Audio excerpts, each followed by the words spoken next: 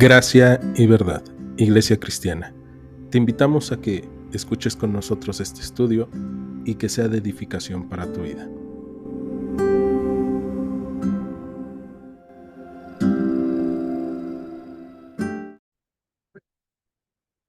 Pues bien, el día de hoy vamos a continuar el primer libro de Samuel en el capítulo 19 y la semana antepasada estuvimos viendo el capítulo 18 y terminamos viendo que David tuvo en todas las batallas militares en contra de los filisteos más éxito que todos los siervos de Saúl, por lo cual se hizo de mucha estima su nombre, ¿no? Esta parte es especial para nosotros porque entonces podemos ver que cuando nosotros estamos haciendo las cosas conforme a lo que Dios quiere de nosotros, nuestras vidas se vuelven exitosas. Y la semana antepasada hablamos de que el éxito no se mide en las posesiones o en los puestos o en los lugares, sino en estar bien con Dios, en estar bien con nuestra familia, estar bien con las personas a nuestro alrededor.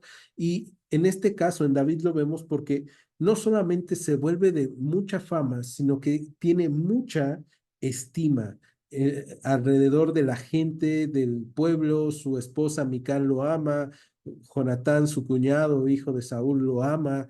Eh, es un hombre que Dios le ha dado éxito, ¿no? Y es bien interesante cuando pensamos en el nombre de David, porque David eh, significa amado, ¿no? Entonces, Dios ha dado amor o está mostrando a su amado, ¿no? Y el pueblo de Israel está amando a David. Capítulo 19, versículo 1, dice que Saúl habló a Jonatán su hijo y a todos sus siervos para que mataran a David.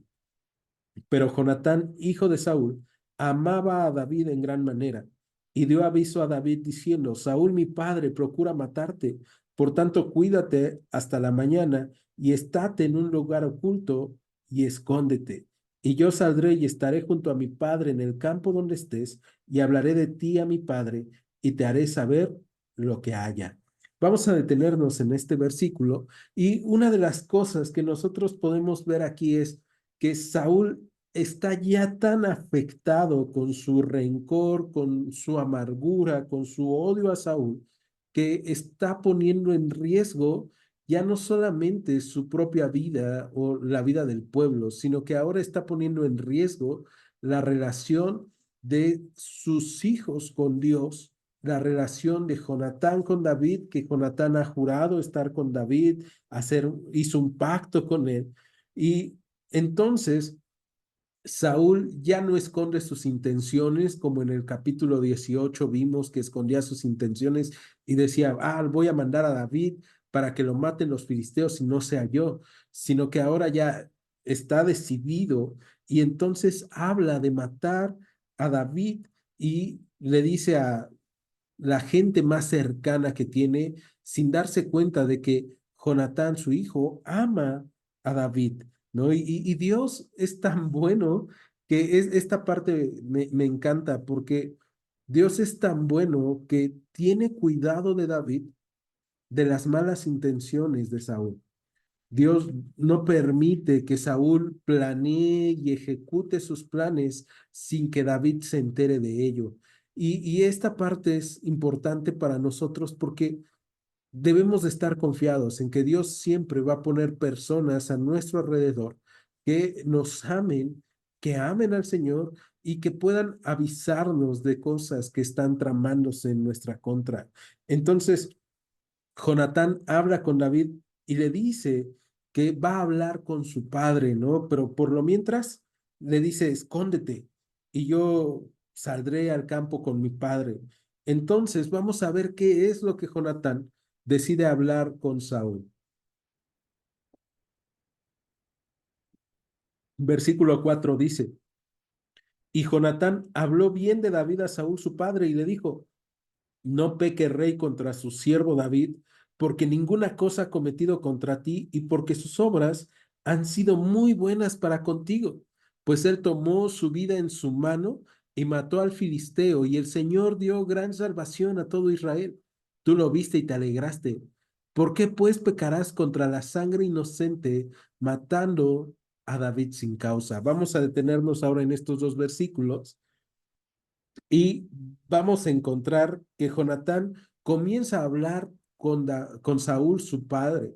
Y esta parte es bien importante para nosotros porque muchas veces nos toca hablar con personas que están sobre nosotros en algún lugar de autoridad o que simplemente nosotros tenemos en alta estima y nos cuesta trabajo. Pero en esta ocasión, Jonatán, a pesar de que su padre lo tiene en alta estima, a pesar de que tiene mucho poder su padre y puede decidir aún si Jonatán muere, él decide hablar con su padre y lo que le dice es bien importante en el versículo 4: no peque el rey contra su siervo David. No, le está amonestando en contra del pecado que quiere cometer Saúl. Y para nosotros como cristianos, de repente es bien difícil hablar de pecado, ¿no? Cuando hablamos o utilizamos la palabra pecado delante de la gente luego se pone a la defensiva, así como, no, es que ¿por qué me dices pecador? Sí, soy un pecador. Y debemos entender que hablar del pecado que está cometiendo alguien es necesario. Es necesario hablarlo, no esconderlo, no fingir que no existe, porque amamos a las personas. Lo que Jonatán está haciendo no es solamente porque ama a David, sino porque ama a su padre. Y es una tarea difícil, la cual él está haciendo y Dios le está guiando. Hemos visto a Jonatán como este joven o este hombre, porque ya es un hombre, ya es mucho más grande que David, un hombre que es entendido de quién es Dios, que conoce mejor a Dios que su padre. Y entonces él sabe que si Saúl peca, Saúl va a recibir una gran condenación y está buscando evitarle. Eso es lo mismo que nosotros debemos de hacer cuando hablamos de pecado con la gente a nuestro alrededor.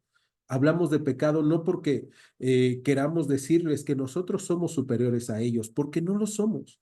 No es que, mira, yo soy mejor que tú y tú estás fallando en esto.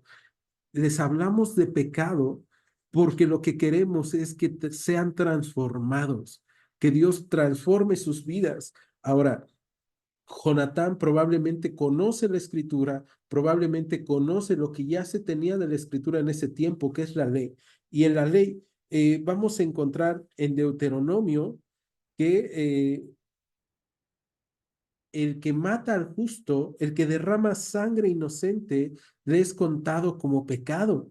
Entonces lo vemos en Deuteronomio 19:10, en Deuteronomio 27, y por lo tanto lo que está haciendo Jonatán es decirle a su padre: estás buscando pecar en contra de Dios y en contra de David, que por cierto ha sido tu siervo, ¿no? Y no ha hecho ningún mal contra ti. Sus obras han sido muy buenas para contigo. Y, y le dice algo que probablemente es bien difícil de pasar para Saúl, porque en el verso 5 le dice, él tomó su vida en su mano. Le está recordando la batalla en contra de Goliat y le está diciendo, lo que te correspondía hacer a ti, él lo hizo, ¿te acuerdas? Lo que tú tenías que hacer de pelear la batalla por el pueblo de Israel, lo hizo él. Y él mató al filisteo y el Señor dio gran salvación. Tú lo viste y te alegraste. ¿Por qué pues pecarás contra la sangre inocente, matando a David sin causa? ¿No? Y entonces vemos que Jonatán está actuando de la forma en cómo tú y yo debemos de actuar cuando encontramos que alguien está pecando. Puede ser a alguien dentro de la congregación que está pecando, que está fallando, que está atacando a personas. Y es que, ¿qué es lo que hacemos cuando escuchamos a alguien que está hablando mal de otra persona? Y todos nosotros hemos escuchado a alguien que habla mal de otra persona. O sea, alguien llega y te dice, oye, no, es que tal persona, viste a Alfonso lo que hizo y te empieza a decir, probablemente de repente pudiera ser que nuestra vieja naturaleza nos guía, así, sí es cierto, ¿no? pero la realidad es que tú y yo tenemos que hacer lo mismo que hace Jonatán, reconvenir a las personas y utilizar la escritura. Algo que me encanta de Jonatán es eso, que probablemente no nos está dando cita y versículo, pero está utilizando su conocimiento de la escritura para reconvenir a su papá, para animarle a no pecar. Y eso es lo que tú y yo tenemos que hacer con los demás, animarlos a no pecar con lo que sabemos de Dios y con lo que sabemos de la escritura. Entonces, vamos a ver en el versículo 6 que escuchó Saúl la voz de Jonatán y juró Saúl, vive el Señor que no morirá. Y llamó Jonatán a David y le declaró todas estas palabras. Y él mismo trajo a David a Saúl y estuvo delante de él como antes. Saúl, como hemos visto ya en todo este tiempo, es una persona totalmente emocional, ¿no? Y entonces yo me imagino que lo que hace las palabras de Jonatán a su padre es removerle los sentimientos. Saúl entonces se arrepiente momentáneamente conforme a lo que él estaba sintiendo, conforme a su emoción, y dice, muy a la ligera, por cierto, ¿no? Dice, yo juro que vive el Señor que no morirá. Ahora, confiar en la palabra de Saúl no nos conviene, ¿no? Y muchas veces eso puede pasar cuando alguien nos invita a transformar nuestro camino, cuando alguien ha llegado con la escritura, con amor y te ha dicho, oye, mira, estás fallando en esto, estás fallando en aquello, en la casa, en la familia, en la iglesia. Muchas veces nos enojamos, muchas veces atacamos, ¿no? Y aquí Jonatán habla con Saúl, su padre, y Saúl no se enoja y ataca, sino Saúl reflexiona y dice, oye, sí es cierto, ¿no? Entonces le jura. Nosotros debemos tener mucho cuidado en que hablemos a la ligera, como lo hace Saúl, porque Saúl jura y le dice, vive Dios que no morirá, ¿no? Vive el Señor que no morirá. Y entonces se deja guiar por las emociones. Tú y yo ya no podemos dejarnos guiar por las emociones. Tú y yo ya no podemos dejarnos guiar solamente por lo que estoy sintiendo en este momento, sino que debemos dejarnos guiar por lo que Dios nos ha mandado a hacer.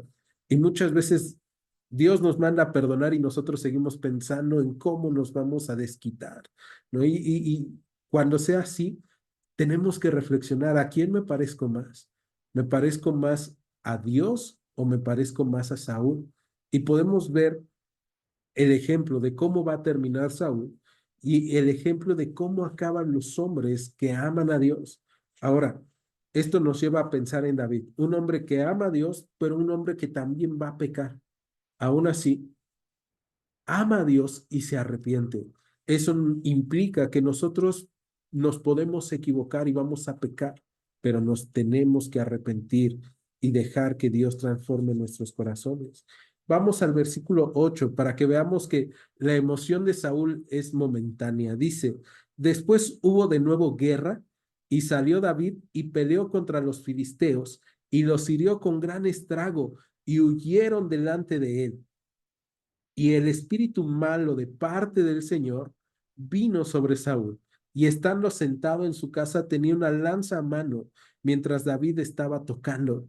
Y Saúl procuró enclavar a David con la lanza en la pared, pero él se apartó de delante de Saúl, el cual hirió con la lanza en la pared, y David huyó y escapó aquella noche. Esta historia ya parece que no la sabemos, lo vimos el capítulo pasado, cómo es que cada vez que Saúl tiene este espíritu malo atacando su vida, él disvarea o se vuelve loco, dice cosas sin sentido, como cuando nosotros de repente nos enojamos, ardemos en ira y comenzamos a hablar cosas que no tienen sentido, cosas que sabemos que hieren y parecen lanzas, ¿no? Y en este caso, Saúl, el rey, tiene una lanza a su lado porque es muy desconfiado de las personas, desconfía de Samuel, desconfía de David, desconfía de la gente a su alrededor. Entonces él siempre está armado, ¿no? Y viene este espíritu malo sobre Saúl. Esto quiere decir que volvió la locura y Saúl da lugar a estos malos pensamientos. Hemos visto, mientras Saúl estuvo caminando con Dios, no tenía este problema, Cuando Dios abandona a Saúl, viene este espíritu que está atacándole y no viene porque Dios lo haya mandado, aunque dice de parte de Dios, sino viene porque Dios ya permite, ¿no? Al alejarse, permite que este espíritu le ataque. Y hemos hablado ya de por qué viene esto. Y entonces él está pensando locuras y David, su siervo, que ha regresado con él, que ha salido a la batalla, que tuvo gran victoria en contra de los filisteos, hizo estragos entre ellos, ha regresado y ve que Saúl está mal y empieza a tocar porque sabe que, sí, la musicoterapia calma a Saúl, ¿no? Y de repente la terapia de música ya no sirve con Saúl y Saúl busca atacar a David y entonces David huye y escapa aquella noche, ¿no? Entonces, vamos a encontrar aquí que Saúl envió mensajeros luego, verso 11 a casa de David para que lo vigilasen y lo matasen a la mañana. Mas Mical, su mujer, avisó a David diciendo, si no salvas tu vida esta noche, mañana serás muerto. Cosa bien interesante. Hace rato vimos, eh, Saúl puso en riesgo la vida de Jonatán, ¿no? La relación de Jonatán con Dios y con David. Quiere que su hijo peque con tal de lograr su venganza o buscar acabar con su enemigo, que por cierto, pues David no se considera su enemigo, pero Saúl ya lo considera su enemigo. Y ahora vemos, manda a vigilar a David aquella noche y ¿para qué? Para que lo maten a la mañana siguiente y no se está dando cuenta estos hombres, estos asesinos que Saúl está mandando a la casa de David, también los está mandando a la casa de su hija. También podrían matar a su hija si no se dan cuenta, ¿no? Y esta parte nos lleva a pensar muchas veces cómo nosotros somos, porque a veces el rencor, la ira, el desánimo, los sentimientos que hay en nuestros corazones no solamente buscan atacar a las personas que están en nuestra contra o que consideramos nuestros enemigos, sino que también destruyen a las personas que nosotros decimos amar. En este caso, Saúl no se está dando cuenta, pero está destruyendo a su familia con las formas y las cosas que él está haciendo. Está destruyendo la vida de sus hijos, ¿no? Entonces, Mical se da cuenta y lo que va a hacer es avisar a Saúl, si no salvas tu vida esta noche, mañana serás muerto. Y verso 12 dice que descolgó Mical a David por una ventana y él se fue y huyó y escapó.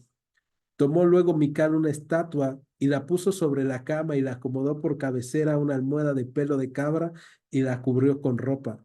Y cuando Saúl envió mensajeros para prender a David, ella respondió, está enfermo. Volvió Saúl a enviar mensajeros para que vieran a David, diciendo, tráiganmelo en la cama para que lo mate.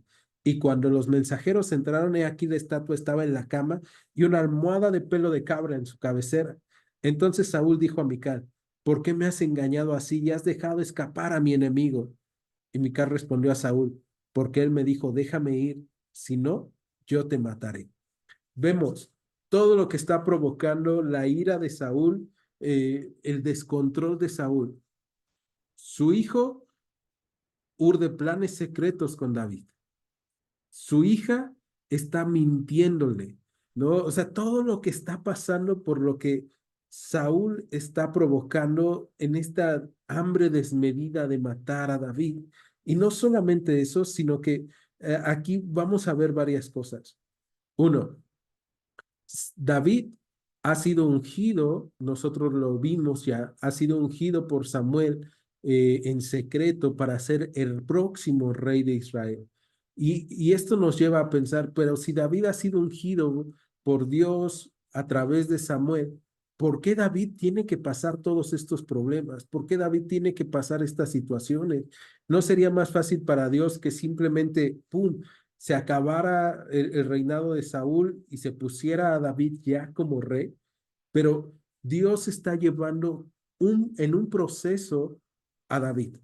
Y esta parte es importante para nosotros, porque de la misma forma en que Dios lleva en un proceso a David, de primero estar cuidando las ovejas de su padre para poder enfrentar a osos, a leones, después enfrentar al filisteo, después enfrentar las guerras en contra de los filisteos, después soportar los ataques de Saúl. Dios también utiliza las dificultades. Dios también utiliza los problemas en nuestras vidas para que nosotros seamos formados y forjados. Y para esto te voy a pedir que me acompañes al libro de los Salmos. Vamos al libro de los Salmos en el capítulo 59.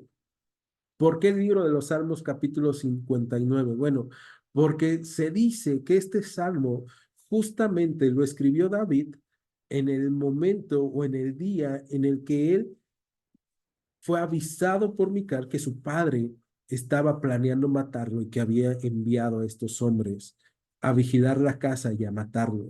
Entonces, vamos a ver qué es lo que está pensando David en ese momento. Vamos al Salmo 59. Salmo 59, versículo 1 dice, líbrame de mis enemigos, oh Dios mío. Ponme a salvo de los que se levantan contra mí. Líbrame de los que cometen iniquidad y sálvame de hombres sanguinarios. Porque aquí están acechando mi vida. Se han juntado contra mí poderosos. No por falta mía, no porque yo me haya equivocado, ni pecado mío, oh Señor. Sin delito mío corren y se aperciben. Despierta para venir a mi encuentro y mira. Y tú, Señor, Dios de los ejércitos, Dios de Israel, despierta para castigar a todas las naciones. No tengas misericordia de todos los que se rebelan con maldad. Volverán a la tarde, ladrarán como perros y rodearán la ciudad. He aquí proferirán con su boca, espadas hay en sus labios, porque dicen, ¿quién oye? Mas tú, Señor, te reirás de ellos, te burlarás de todas las naciones. A causa del poder del enemigo, esperaré en ti, porque Dios es mi defensa. El Dios de mi misericordia irá delante de mí. Dios hará que vea en mis enemigos mi deseo. Y vamos a detenernos ahí. Vemos entonces este salmo que escribe David y vemos primero su temor. Líbrame de mis enemigos, ponme a salvo de los que se levantan en contra de mí, líbrame de los que cometen maldad y sálvame de hombres sanguinarios. Y probablemente nosotros nos hemos sentido en ese lugar, siendo atacados, teniendo personas a nuestro alrededor que se levantan en nuestra contra y que no les hemos hecho nada. Y ahí están, atacándonos y de repente decimos, no sé qué es lo que va a pasar, pero cuando pasa eso, tú y yo tenemos que correr a donde corrió David. Y David corrió hacia Dios, ¿no? Me encanta la confianza que David tiene en Dios, a pesar de lo que él está viendo, porque en el versículo 8 dice, pero tú, Señor, te reirás de ellos, te burlarás de las naciones. A causa del poder del enemigo esperaré en ti. Y hay enemigos que tú y yo tenemos y podemos llamarle de diferentes formas. Enemigos que no es que nosotros los hayamos hecho nuestros enemigos, sino que ellos decidieron ser nuestros enemigos. Y no solamente estoy hablando de personas, estoy hablando de enfermedad, de temores, de ansiedades. Y en medio de todo eso tenemos que ir a Él y esperar en Él, porque el poder de nuestro enemigo es mayor que el nuestro. El poder del temor, el temor de la ansiedad, el temor de la enfermedad, el temor de la duda, el temor de lo que está a nuestro alrededor, o aún de personas que han decidido atacarnos simplemente porque somos cristianos o porque no les gusta cómo nos vemos y empiezan a atacarnos. Y nosotros tenemos que ser como David y ir con Dios y decirle, vengo y espero en ti.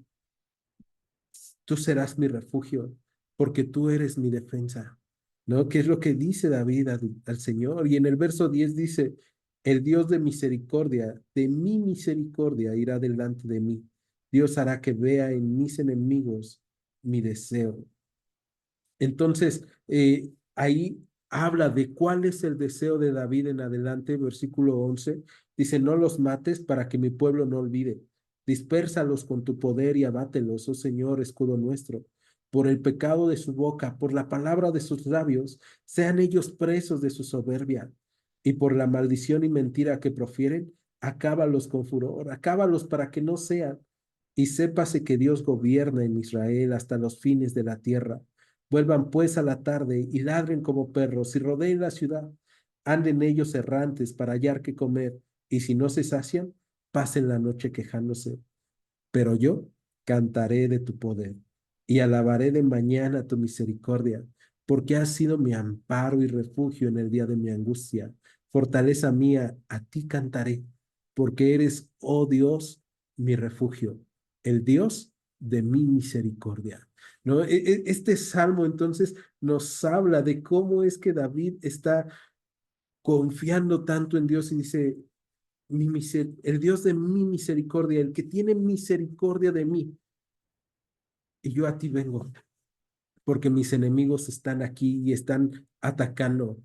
Y mientras tanto, Mical ya lo había bajado, él se había echado a correr, se había escondido, y Mical, regresamos al primer libro de Samuel, capítulo 19, vimos que Mical pone una estatua, ¿no? Muchos historiadores y comentaristas dicen que esta estatua, pues, debió de haber sido una estatua cualquiera que tenían ahí en la casa de David y Mical, pero otros dicen que muy probablemente era un ídolo, no era la figura de un ídolo que tenía ahí Mical. Entonces, Mical era una persona que probablemente estaba influenciada por la cultura general y que utiliza aún estos recursos para proteger a David, ¿no? Aún así, ella decide proteger a David, arriesgar su vida y va con su padre y le miente, ¿no? ¿Por qué lo dejaste escapar? ¿Por qué dejaste escapar a mi enemigo? Porque él me dijo, déjame ir, si no yo te mataré. Versículo 18 del primer libro de Samuel, capítulo 19, dice, huyó pues David y escapó y vino a Samuel en Ramá y le dijo todo lo que Saúl había hecho con él. Y él y Samuel se fueron y moraron en Naiot. Esta parte es bien importante porque David escribe este salmo, pero también va con Samuel. David entiende que lo más cercano a Dios que tiene en este momento es al profeta Samuel. ¿No? Y entonces dice, bueno, él me ungió, él tiene una relación con Dios, muy probablemente él va a poder darme un consejo sobre qué hacer en el momento en el que te están atacando cuando estás haciendo lo que Dios te ha mandado hacer. Y el día de hoy probablemente nosotros podríamos pensar, yo quisiera tener un profeta que venga y me diga qué es lo que tengo que hacer cuando la gente me ataca, qué es lo que tengo que hacer. Pero nuestra ventaja sobre David es que tú y yo ya no tenemos que ir a un profeta, a un hombre, a que nos diga qué es lo que tenemos que hacer. Primero, nosotros tenemos la escritura.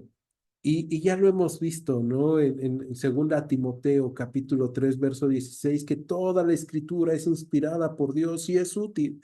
Entonces tú y yo podemos ir a la escritura y en la escritura vamos a encontrar que el Espíritu Santo nos guía a toda verdad y podemos descansar en lo que Dios dice, aun cuando los enemigos están, como David narra en el libro de los Salmos, ladrando, ¿no? Atacando como perros. Y esta parte es bien importante porque David va con Samuel y Samuel va con él y los dos se mudan a vivir en Nayot.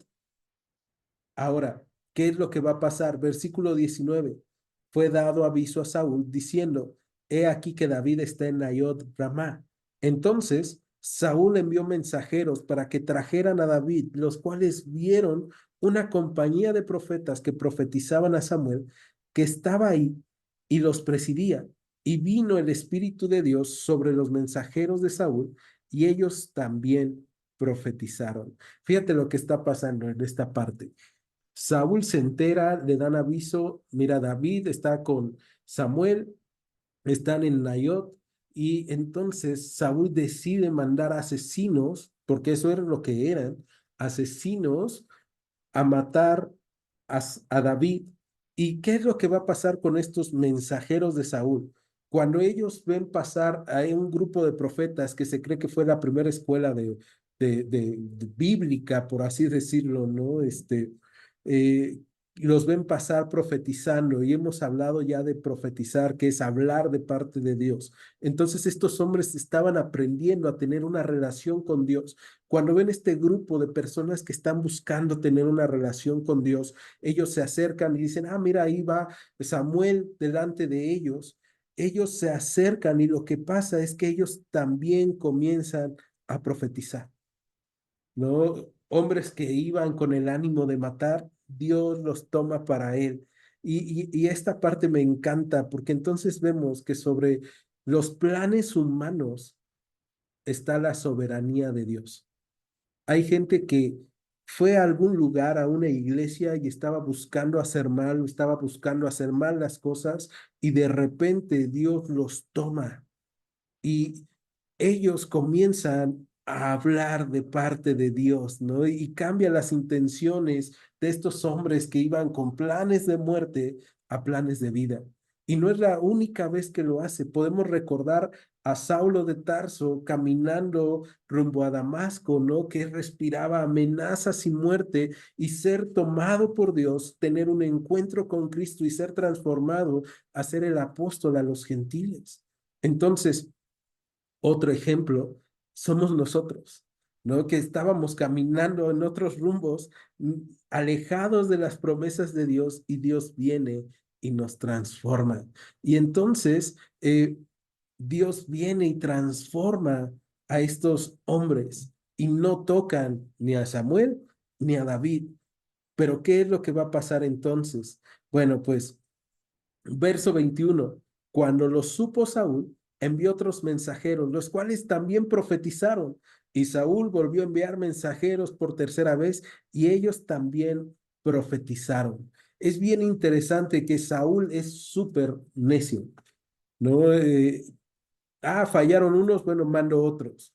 Volvieron a fallar, mando otros. Y lo que vemos es que todos estos mensajeros, estos hombres que iban con la encomienda de matar a David, son transformados por Dios, ¿no? En medio de todo lo que están viendo, ellos comienzan a profetizar, comienzan a hablar y dejan atrás esas ideas de matar, de hacer las cosas mal. Y aquí vemos un milagro. Vemos cómo Dios tiene cuidado, cómo Dios es soberano, está cuidando a Saúl, está cuidando, perdón, a David, pero también está transformando corazones. Y esta parte es hermosa para nosotros, porque eso nos habla de que Dios tiene cuidado de nosotros, de que Dios quiere que nosotros sepamos que somos sus amados, que somos aquellos que Él está cuidando. Ahora regresemos al libro de los Salmos, pero ahora al Salmo 105. Vamos al Salmo 105 y vamos a encontrar qué es lo que Dios está hablando para con nosotros, para que la gente sepa quién está con nosotros y para que nosotros descansemos en ello.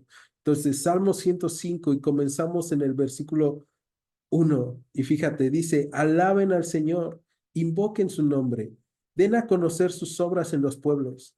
Cántenle, canten salmos, o sea, canten alabanzas, hablen de todas sus maravillas, gloríense en su santo nombre, alegres el corazón de los que buscan al Señor. Y toda esta parte es para nosotros, ¿no? Alaben a Dios, descansen en Él, den a conocer sus obras, tengan su gloria en su nombre y que se alegre nuestro corazón. Busquen al Señor y su poder, busquen siempre su rostro. Acuérdense de las maravillas que Él ha hecho, de sus prodigios, de los juicios de su boca, oh ustedes, descendencia de Abraham, sus siervos, hijos de Jacob, sus escogidos. Él es el Señor nuestro Dios. En toda la tierra están sus juicios. Se acordó para siempre de su pacto, de la palabra que mandó para 1000 generaciones, la cual concertó con Abraham y de su juramento Isaac, le estableció a Jacob por decreto, a Israel por pacto sempiterno, diciendo, a ti te daré la tierra de Canaán como porción de su heredad, cuando ellos eran poco en número y forasteros en ella, y andaban de nación en nación, de un reino a otro pueblo, no consintió que nadie los agraviase, y por causa de ellos castigó a los reyes. Fíjate el verso 15. No toquen, dijo, a mis ungidos, ni hagan mal a mis profetas. Y eso es lo que estamos viendo en 1 Samuel 19. Dios diciendo, no toquen a mis ungidos, a mi ungido, ni le hagan mal a mi profeta. Y ahora tú y yo somos ungidos de Dios. Tú y yo ahora tenemos esa porción de Dios y sabemos entonces que podemos confiar en Él, aun cuando nuestros enemigos nos ataquen, aun cuando haya personas que estén lanzando lanzas, dardos, que estén en nuestra contra. Tú y yo ya sabemos a quién ir, ya sabemos en quién descansar. Regresamos al primer libro de Samuel, capítulo 19, y vamos cerrando el día de hoy. Ya vimos 3 ataques en Rama, en Naiot, que ha mandado Saúl, y estos 3 ataques no prosperaron.